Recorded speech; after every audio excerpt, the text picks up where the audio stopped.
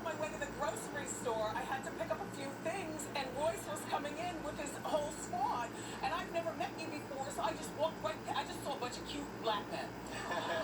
And I was like, what's going on? I said, hi, Wendy. And, Hi. but I didn't, I'm sorry, I didn't know that was you. Hi, It's welcome okay. to our How you show. doing? Thank you so much I've been a supporter of you since you were invented. Like back when I was on the radio. Yes, I did your radio show. Yes. Yeah. So we have met. We have met, Oh, yes. sorry, Royce. It was kind of quick. It was kind of quick, though. Oh. We didn't get a chance to chat. We just talked on air. So. Oh, okay. Over the telephone. No. It was in person. Oh. It was in person. I must not have had a good night It was sleep. a long time ago. It was a long time ago. So welcome. He's from Detroit, everybody. Thank you so much. Royce was. Is it correct to say that you were discovered by Eminem? Yes, I was discovered by Eminem. At the craziest time in your life, and I love Tabernacle because you really do. It's a song, Tabernacle, and you really do explain it. Tell us about that song. I call it the most significant day in my life. It was the day that my first son was born.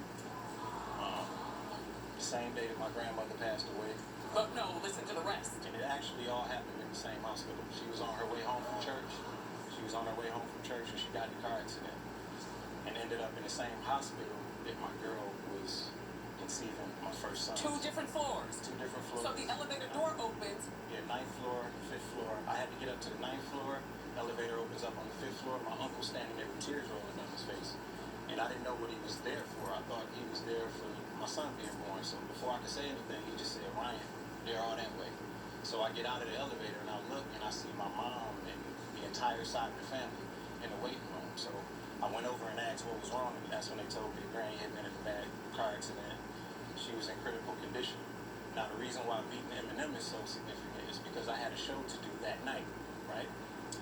And everybody at the hospital told me, go ahead and do the show. We'll keep you posted on your granny. We'll keep you posted on the baby. I didn't like seeing my mom in that condition, so I decided to go do the show.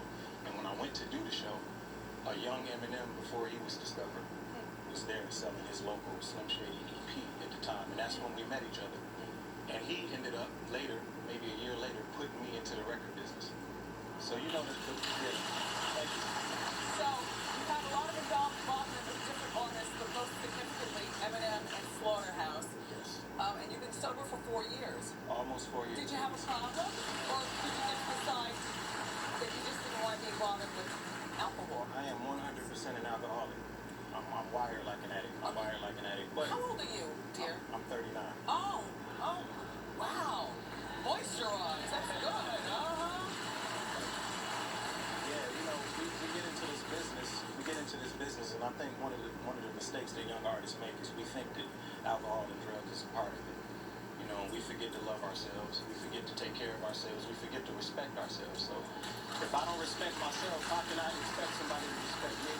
And if I don't take care of myself, how can I expect to be able to take care of my family? So when you go on the road and things like that, how do you deal with artists who pull out bottles of that scissor, or they're popping pills, or they're, drinking their booze? Like, do you judge, or do you like to just go in the other room, or do you not want to be on tour and involved with them? Well, I go out of my way not to judge.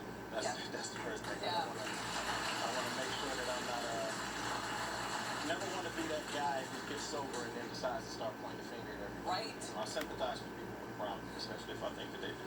So how do you feel about artists? Because I know you write all your own music. Yeah.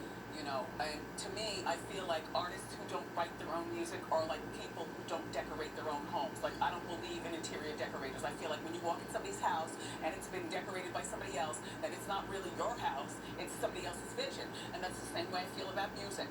How do you feel about, all right, Drake, who doesn't write a lot of his own music, if none of it, and well, no, this is not shots fired.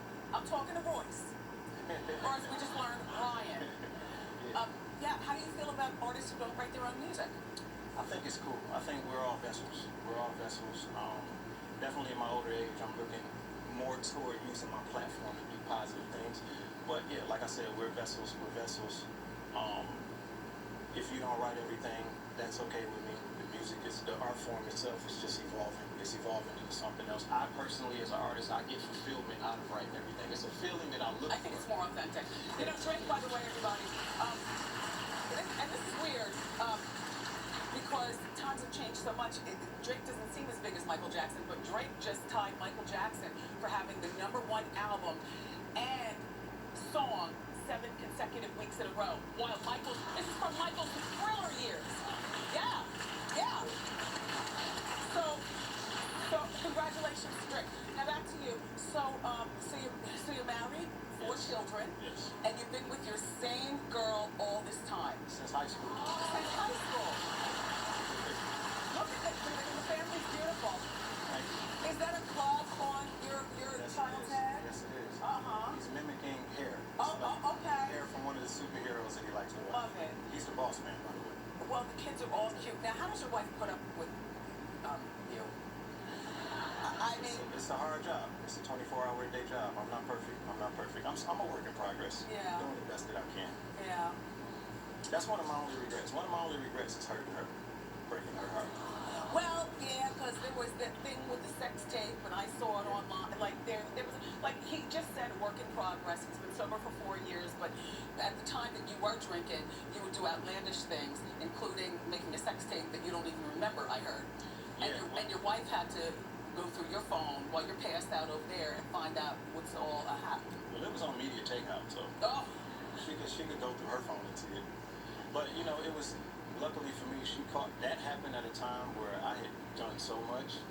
I got caught doing so many things, and I was definitely at rock bottom. So I think by the time she found out about that, she felt more sorry for me. how old is your oldest boy 18.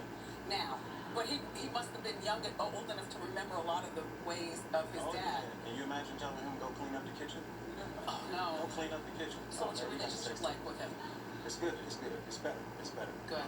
He got raised through the tough times, but he came out really, really good. Good for you. Good for you. He just graduated high school. He'll be attending CMU in the fall. Good for you. All right, so Breaking all the cycles. Royce is going to stick around because he's going to perform his new song called Starter Code a little later on in the show. But up next, it's time for Ask Wendy. Turn up the